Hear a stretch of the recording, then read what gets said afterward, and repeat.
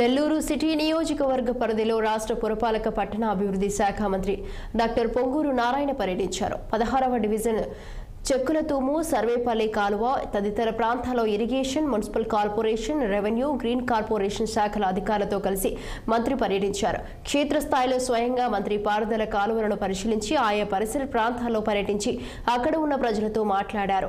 వారి సమస్యలు తెలుసుకుని పరిష్కారానికి చర్యలు చేపట్టారు. డివిజన్కు విచ్చేసిన మంత్రికి స్థానిక ప్రజలతో పాటు టీడీపీ శ్రేణులతో ఘనంగా స్వాగతం పలికి పూలమాలలు వేసి బొకేలు అందజేసి తమ అభిమానాన్ని చాటుకున్నారు.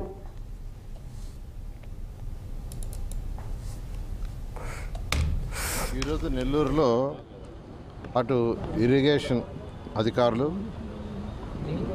మున్సిపల్ కార్పొరేషన్ అధికారులు, తర్వాత రెవెన్యూ వాళ్ళు, గ్రీన్ కార్పొరేషన్ అధికారులు, వాళ్ళందరితో యాక్చువల్గా ఈరోజు నెల్లూరులో ఉన్న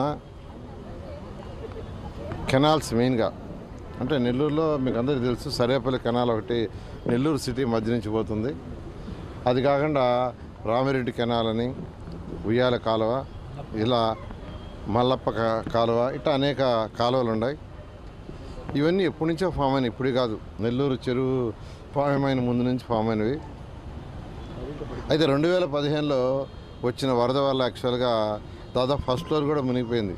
ఆ రోజు ముఖ్యమంత్రి గారు నెల్లూరులో ఉంటాం 4 రోజులు. వారి ఆధ్వర్యంలో అందరూ పనిచేసి రెక్టిఫై చేయడం జరిగింది.